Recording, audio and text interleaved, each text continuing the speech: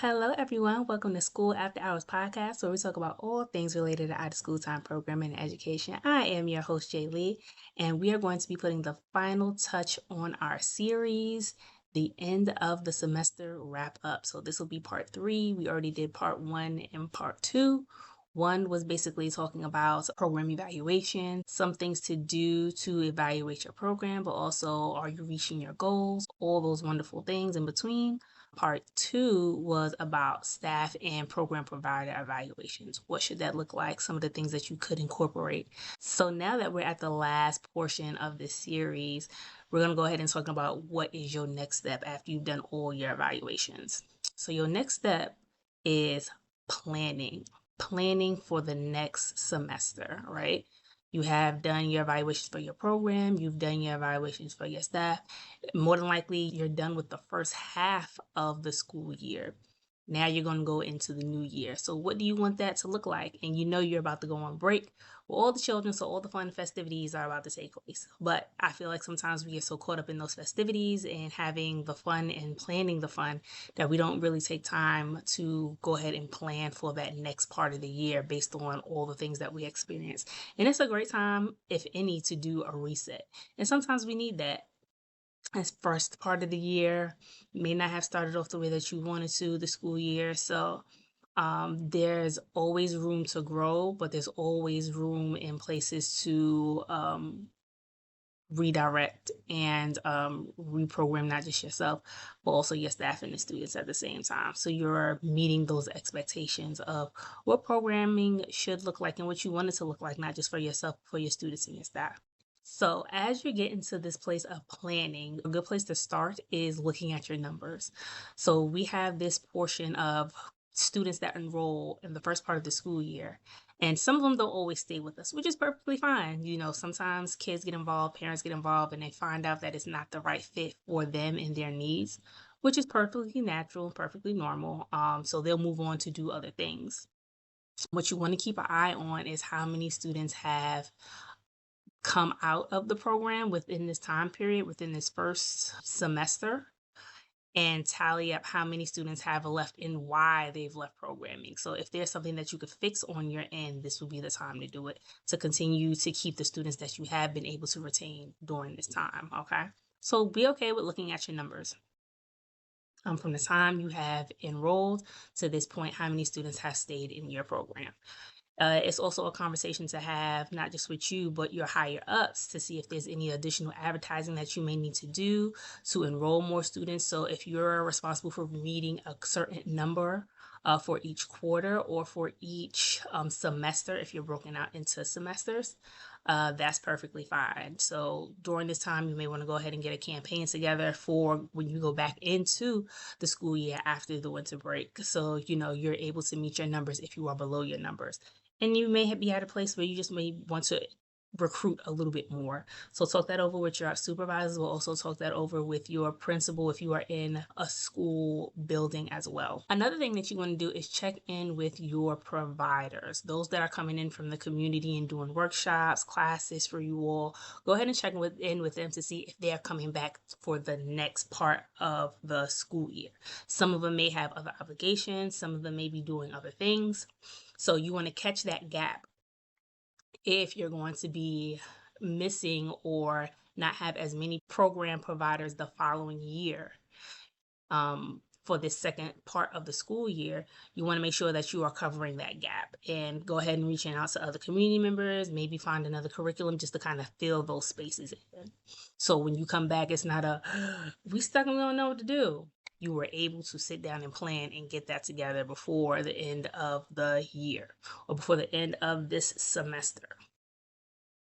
After you look at or check in with your program providers to see who's going to be returning and see if they want to switch up some things in their class, go ahead and share with them their evaluations at that time as well, so they know what they've done well and what they can continue with the following year. If they want to switch up some things just to make their classes a little bit more interesting, that's fine. If you feel like there's some coaching that may need to be done based on classroom management or organization, or just making sure that the activities are age appropriate, make sure that they're able to function and do those things that's on their level and not above and beyond,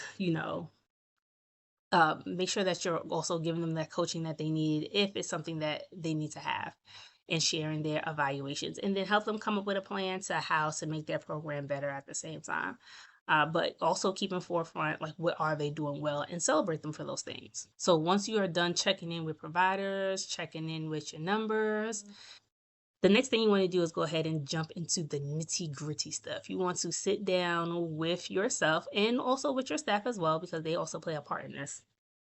Look at your curriculum that you may have been using and see if it's something that is working in your benefit. What changes have you been able to see, not just in your students, but what skills are they putting into practice based on what they're being taught in after school, right? And find your improvements and your highlights, and make those a moment to kind of celebrate students as the year is coming to an end, right?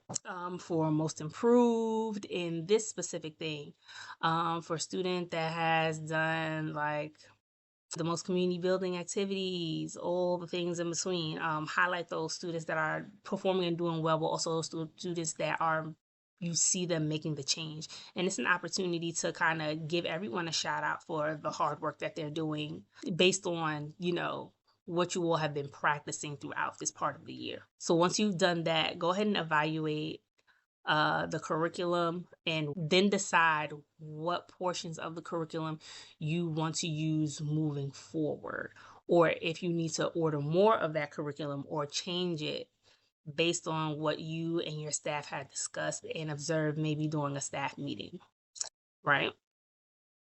Go ahead and pick out your sections that you want to at least plan for January when you come back. January, and if you're really, really good, go ahead and plan out February. February can be iffy depending on where you are in the world. Snow is a real thing. And be shutting down schools and after school activities. So plan accordingly. If you get, main thing is to get January planned out for the extracurricular activities that you want to do, or the curriculum that you have bought into and you've been practicing so far. You want to get January planned out, and if you're really, really good, go ahead and start on February. But also, it's a good time to reflect with staff as well. Like, what were your highs and lows of the year? What are some things that you all see that you have improved on as a group? Some things that may need to be changed, and addressed before the new year, the new semester starts, so that you're not making the same missteps. Also, in this time of reflection, it is a great opportunity to go ahead and get feedback from your students. See where they are, how they like some of the things that you have been doing. Go ahead and get their ideas on some of the things that they may want to be implemented for them for the up and coming semester. So many times that we build out programming, we do not always take into account what our students may need, what they may want, to keep them engaged and keep them interested in coming to programming. So this would be a great opportunity to do that part of the reflection as well. Get student feedback. That can be done in a survey. It can be done in a group activity. It can be done in a Kahoot. It can be done in so many ways, playing a game, just to record that information and see where you could place those things for student engagement based on the requests that they made during these activities. Okay. Student feedback is important. We make our programming based on the student needs, hopefully. So make this an opportunity to give them what they need. And last but not least, there are times that you may need to step away to replenish you, to sow into you, and just take some personal time to just kind of redirect and reflect, not just on what is going on in this field of work and at your job, but also reflect and think about what is going on with you and how you want to move forward in this career if you want to continue being in this field of work. So take some time to pour back into yourself as well. Plan out the days that you want to take off to have a self-care moment or a self-care day, and outside of the vacations that's already going to take place during the school year, because schools may be closed. And for those of us that don't have to work during those times, we have that time to, kind of pour back into ourselves. But sometimes that's not enough. You may need to take some additional time, which is perfectly fine. Plan out your self-care days in advance and share that not just with your staff, but also staff share those days with your advisor. Now, as an advisor, you may want to have a guideline and rules for, not everybody could take off in one day. Like, that's not going to happen. So make sure you're working as a group to coordinate, what days are best to take off. So you do not have a programming day where you may have one or two people on the floor. And as the advisor, you running around trying to do this, that, and the third and the other. You may have to shut programming down for a day. Sit, plan, coordinate, because those times are very, very important. Can't pour into somebody else if you're not pouring into yourself. So those were the last bit of things for the end of the year wrap up. If you do anything different during this time of the year, go ahead and put that in the comments and let me know, how do you finish up the end of your semester or the end of your first half of the school year. Also, we are having a planning workshop. So for all of you that are listening to this and you want to get in on the live planning workshop that I'll be hosting for site coordinators, site directors, program providers, it's going to take place December 12th. That's a Tuesday at 7 p.m. Eastern time. It'll be about an hour and a half. We're going to be going over vision. We're going to be going over, what are your goals for the next half of the year, but also how can those goals align with the vision? What are some of the things that you want to see and turn around? So we'll go ahead and have that conversation and actual put together an action plan to make sure that those things get done for you in the school year. Well, that's all that I have for you. Hopefully this was helpful. Let me know in the comments what you thought, but also how do you plan for the next part of your school year? All right, y'all. Talk to you soon. Bye. And if you are interested in registering for that workshop, it is going to be in the show notes, okay? So I'll put that down there for you to register, and I'll talk to you soon. Later.